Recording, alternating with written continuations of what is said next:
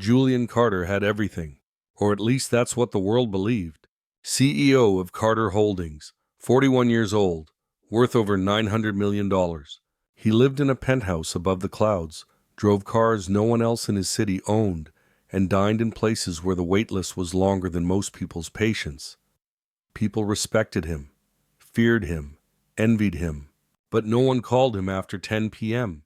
And when he lay awake at night surrounded by the quiet hum of expensive emptiness, Julian knew something terrifying. All the power he had couldn't buy someone who truly cared. His days were booked down to the minute. Back-to-back boardroom deals, private equity battles, and endless handshakes from people who smiled too wide and said too little. And when women approached him, it wasn't because of his heart. It was his name, his access, his net worth. He used to laugh that off. He used to think that's how the game worked. Until one phone call cracked through his perfectly managed life. One call from a quiet care home on the edge of the city. "Mr. Carter, I'm calling about your grandfather." Those words pulled something loose inside Julian. Not because it was an emergency, but because it reminded him of a promise he had broken long ago. A promise that once upon a time had nothing to do with money. Before we dive deeper, tell me in the comments, where are you watching from today? Have you ever met someone who saw through you? Not your job, not your past, just you. Let's talk below. It wasn't from his CFO or legal team. It wasn't from anyone who wanted something. It was from Sunridge Haven, the care facility he paid a fortune for, but hadn't set foot in for months. "Mr. Carter," the voice said gently. "Your grandfather's fine, but his doctor adjusted his medication. And he's been asking for you." Julian didn't reply right away. Not because he didn't care, but because the guilt was sudden and sharp, like a thorn pressed into a place long scarred over. His grandfather Thomas Carter had raised him after his parents' accident. The man who taught him how to tie a fishing line, who made pancakes shaped like animals every Sunday, who used to say, "Success isn't just what you build, Julian. It's who remembers you when the lights go out." Julian had remembered. At first. Then business got bigger. Deals got more ruthless. And somehow, "I'll visit next week" turned into 3 months of silence. "I'll come tomorrow," Julian said, his voice low. After hanging up, he sat in his glass-walled office, the skyline stretching before him, but it felt like a prison. He opened his drawer and pulled out an old photo. Him at 9 years old, missing a tooth, laughing with his grandfather on a wooden dock. No suit, no titles, just sunlight, fish hooks, and joy. He stared at it for a long time. Then, without a word, he pressed his intercom. "Clear my schedule for tomorrow afternoon." There were deals on the line, clients waiting. But some things couldn't wait anymore. The next day, Julian drove himself to Sunridge Haven, not in his usual town car, but behind the wheel of a sleek Aston Martin. He didn't know what to expect, but he definitely didn't expect her. Sunridge Haven smelled like lavender and lemon floor polish. It was too quiet, too peaceful. The kind of peace Julian Carter wasn't used to. Mr. Carter, the receptionist, blinked up at him, surprised. "We weren't expecting you until tomorrow afternoon. Is that a problem?" His tone was clipped sharper than he meant it to be. "Not at all," she said, smiling with the kind of warmth he'd forgotten existed. "Your grandfather's in the garden with Amara." Amara, Julian frowned. "One of our care assistants. She's special." That word stuck with him as he followed the stone path to the garden. Special. The first thing he heard was laughter. Not polite corporate laughter, not fake flattery, real belly-deep, sun-warmed laughter, and it came from his grandfather. Julian slowed his pace. There they were, walking slowly beneath the shade of an old oak. His grandfather, once towering and commanding, now moved carefully, leaning slightly on a young woman beside him. She wore blue scrubs and sneakers. Her brown skin glowed in the late afternoon light, and her curly hair was tucked beneath a simple head wrap. She wasn't wearing makeup, no jewelry, no labels. And yet something about her made Julian stop in his tracks, not because she looked up at him with awe, she didn't. Not because she smiled flirtatiously, she didn't.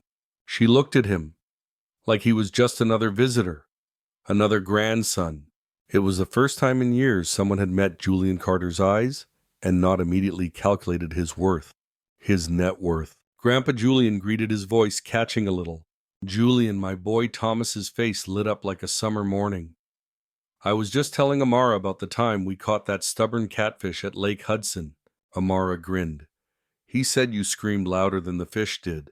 Julian chuckled. That may be true. There was a softness in the way she held his grandfather's arm, a respect. Not performative, not transactional, just human.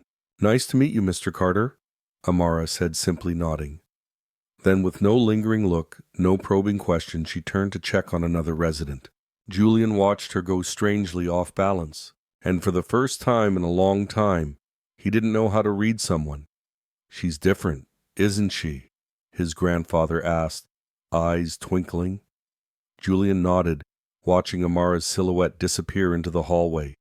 And somehow he knew this wasn't going to be his last visit. Julian didn't wait another 3 months. He came back the very next afternoon. His assistant had blinked when he canceled a strategy call with a European investor. But Julian didn't offer an explanation. He just found himself at Sunridge Haven's parking lot again. Same car, different energy. This time he asked for her. Amara is helping with the afternoon art class, the receptionist said with a knowing smile. Your grandfather's there too. Julian followed the sound of watercolors and quiet joy into a sunlit room where residents were scattered at tables, holding brushes with wrinkled hands and bright eyes. And there she was, moving between tables like light itself. Amara didn't command attention. She just earned it. Try adding a little more blue, she told a woman in a wheelchair. That's it. Now it looks like the ocean, doesn't it? She looked up and spotted Julian. No surprise, no fluster, just that same grounded calm. Back so soon, Mr. Carter, she said, walking over. I promised Grandpa we'd go fishing. He says there's a pond here. There is. Amara smiled. But I warn you, the fish are smarter than most executives. Julian laughed. It caught him off guard how easy that laugh came. While they waited for the class to end, Amara invited him to sit and paint. I haven't touched a brush since middle school, Julian muttered, eyeing the blank page. That's perfect, she said. No bad habits. She laid out a set of paints and a cup of water. We're painting memories today, she said gently. Pick one you'd like to keep. Julian hesitated. Then slowly he dipped his brush in blue and painted the dock. The one from his childhood photo. The wood was crooked, the sky too dark, but when he looked down, something warm flickered in his chest. A piece of himself long buried had surfaced. After the class, Amara helped him and his grandfather to the garden pond. They didn't catch a thing. But when Julian glanced over and saw the way Amara knelt beside his grandfather to hand him his tea, like he mattered, like his words were stories worth hearing, Julian knew. He was coming back again, and not just for fishing. But not everyone believed he belonged. Not in that garden, and especially not beside her. The next time Julian showed up, it wasn't just dirt under his nails he had to face. It was judgment. Julian Carter never liked charity galas, but they were necessary networking playgrounds for the powerful. Carter Holdings was one of the main sponsors this year. His name was on the banner, his seat at the head table naturally. But this year, he wasn't going alone. Are you sure about this? Amara asked, adjusting the strap of a borrowed navy gown. You look beautiful, Julian said softly. And yes, I want you there. Amara gave him a hesitant smile, but Julian could see it in her eyes, the quiet fear of stepping into a room that wasn't made for her. She was right to be afraid. From the moment they walked into the ballroom, the shift in air was palpable. Eyes turned. Whispers followed. That's not Victoria Chambers. Who is she? Julian stayed close, proud, protective. But Amara, she felt it. Every side glance, every polite smile too tight to be kind. They sat through speeches and auctions. She clapped, she smiled. But somewhere between the $50,000 wine auction and the networking circle around a state senator, Amara slipped out to the terrace. Julian found her staring out at the skyline. I don't belong here, she said quietly. Yes, you do. They don't think so. I don't care what they think, Julian said, stepping closer. I care about you. Amara turned to him, eyes glistening. You don't have to prove anything to me, Julian. But you should know. I won't ever fit into this world. I won't play the game. I won't fake the smile. Julian nodded. Good. I've played it long enough for both of us. She gave him a look, half hurt, half hope. Just be sure, she whispered. Because people like me, we're used to being temporary. Julian reached for her hand. You're not temporary. And in that moment, under the weight of chandeliers and expectations, he wasn't a CEO. He was just a man, hoping to be seen the way she saw him. But the world didn't give up easily, especially not when power was on the line. The next day, Julian walked into a boardroom and straight into war. The boardroom smelled like tension and polished wood. Julian Carter walked in sharply dressed, calm on the outside, but inside everything had shifted. Around the table sat 12 men and women in tailored suits, some loyal, some ambitious, and one Victoria Chambers smiling like she already knew the ending of this story. Before we begin, she said sweetly, there's an item we'd like to raise. Robert, the CFO, slid a folder across the table. A vote of no confidence, Julian read aloud. Interesting. You've been distracted, Victoria continued. Missing meetings, prioritizing your grandfather's care home, publicly associating with a woman who, well, let's just say doesn't represent the image this company has built. There it was, not even veiled. Amara wasn't the right type. Wrong circle, wrong look, too grounded, too real. Julian looked around.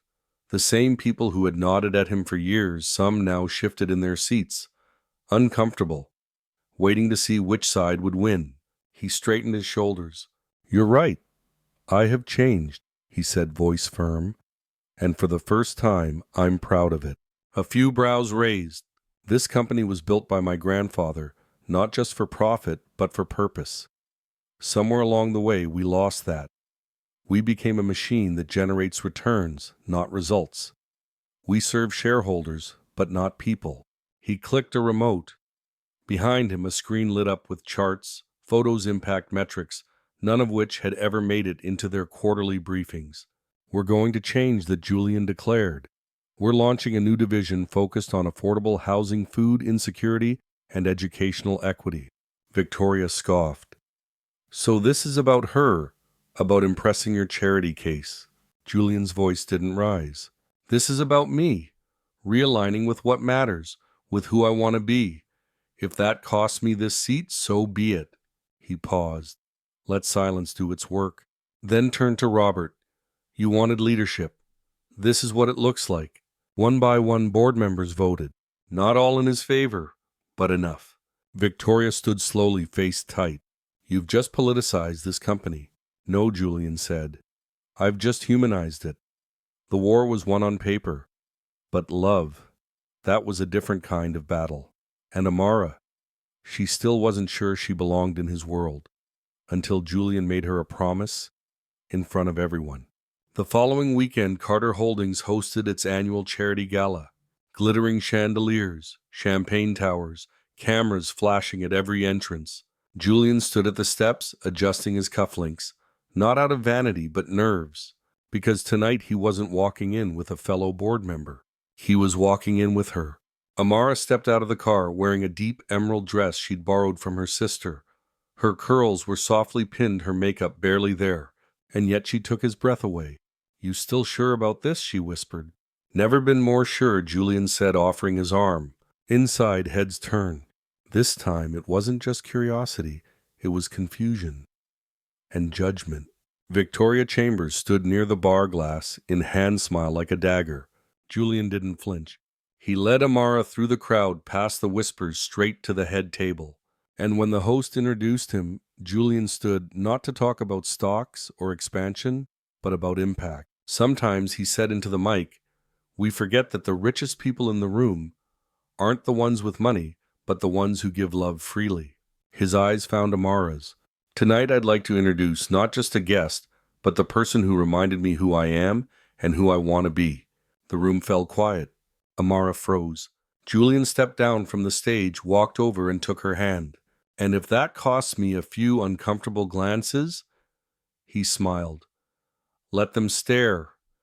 If this story is touching your heart the way it touched his, don't forget to hit that like button. And if you believe love can heal even the most powerful hearts, subscribe for more stories just like this." But Amara didn't need a stage, or flowers, or flash.